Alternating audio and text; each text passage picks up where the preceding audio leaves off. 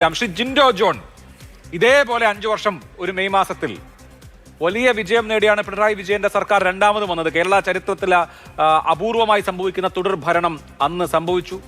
ഒരു മന്ത്രി ഒഴിച്ച് വലിയ വിജയം അവിടെ സ്വന്തമാക്കുന്നത് കണ്ടു. UDF അമ്പരന്ന് പോയ തെരഞ്ഞെടുപ്പ് പരാജയം ഉണ്ടായി. അങ്ങനെ 5 കൊല്ലം മുമ്പ് വലിയ ഭൂരിപക്ഷം 60,000 50,000 ഒക്കെ കൊടുത്ത് ജയിപ്പിച്ച ജനങ്ങളാണ് ഇന്ന് ഇടതുപക്ഷത്തോട് കണക്ക് ചോദിച്ച് മതി എന്ന് പറഞ്ഞത്. അപ്പൊ അതിലൊരു പാഠമുണ്ടല്ലോ. ഇത് ജനങ്ങളുടെ പിന്തുണ എന്ന് പറയുന്നത് എല്ലാ കാലത്തേക്കും എന്തും ചെയ്യാനുള്ള ലൈസൻസ് അല്ല.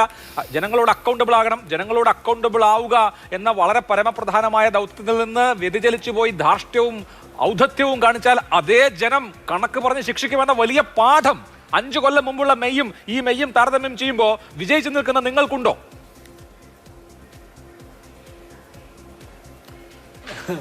ഞങ്ങൾക്കത് മനസ്സിലാകുന്നുണ്ട് അഭിലാഷേ. കാരണം 10 വർഷക്കാലം പുറത്തിരുന്നതിൻ്റെ ഭാഗമായിട്ട് ചില പാഠങ്ങൾ സ്വയം പഠിക്കുകയും ചില തിരുത്തലുകൾ സ്വയം വരുത്തുകയും ചെയ്തതിൻ്റെ ഭാഗമായിട്ട് കൃത്യമായി പഠിച്ച് പ്രവർത്തിച്ചു വന്നതുകൊണ്ടാണ് ഞങ്ങൾക്ക് ഇത്ര വലിയ വിജയം കിട്ടിയത്. ഞാനത് ആദ്യഘട്ടത്തിൽ പറഞ്ഞു. ഞങ്ങളെ സംബന്ധിച്ചിടത്തോളം തുടർഭരണം കേരളത്തിൽ ഇതിനു മുമ്പും ഉണ്ടായിട്ടുണ്ട്. അടിയന്തരാവസ്ഥയ്ക്ക് ശേഷം കരുണാകരൻ്റെ നേതൃത്വത്തിൽ തുടർഭരണം കിട്ടിയ ഒരു സർക്കാരുണ്ടായിരുന്നു. പക്ഷെ തുടർഭരണം കിട്ടിയ ഒരു മുഖ്യമന്ത്രി എന്നുള്ള രീതിയിൽ വലിയ പ്രശംസ ഏറ്റുവാങ്ങിയ ആളാണ് പിണറായി വിജയൻ സർക്കാർ. ഈ സർക്കാരിൻ്റെ കാലത്ത് ഇപ്പോൾ പലരും പറയുന്നുണ്ട് ഒരുപാട് കാര്യങ്ങൾ ചെയ്തു എന്ന്. എല്ലാം ചെയ്തില്ല എന്നൊന്നും ഞാൻ പറയുന്നില്ല. പക്ഷേ അവർ ചെയ്ത ഒരുപാട് കാര്യങ്ങളെക്കാൾ അതിൻ്റെ ഒരു ഒട്ടനവധി ഇരട്ടി കാര്യങ്ങൾ ജനദ്രോഹപരമായിരുന്നു. അത് ചൂണ്ടിക്കാണിക്കുന്നവരൊക്കെ സർക്കാർ വിരുദ്ധർ എന്നുള്ളതിനേക്കാളപ്പുറം കേരള വിരുദ്ധരായിരുന്നു.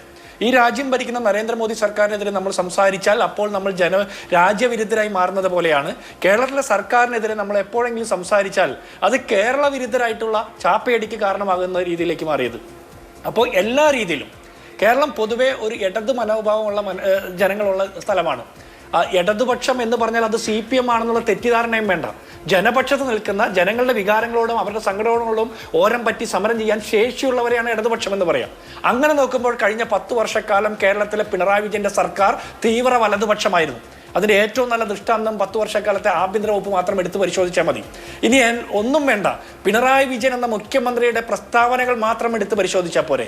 PR എക്സസൈസിലൂടെ മേക്കപ്പ് ഇട്ട് ക്യാമറയുടെ മുമ്പിലിരുത്തി ഡോക്യുമെന്ററി ചിത്രീകരിക്കുന്നതിനപ്പുറം സ്പോണ്ടേനിയസ് ആയിട്ട് പിണറായി വിജയൻ എന്ന മുഖ്യമന്ത്രി പൊതുസമൂഹത്തോട് സ്വന്തം സഖാക്കന്മാരോട് ഇടപെട്ടിട്ടുള്ളത് എപ്പോഴൊക്കെ അദ്ദേഹത്തിന്റെ തനി സ്വഭാവം പുറത്തു വന്നിട്ടുണ്ട്.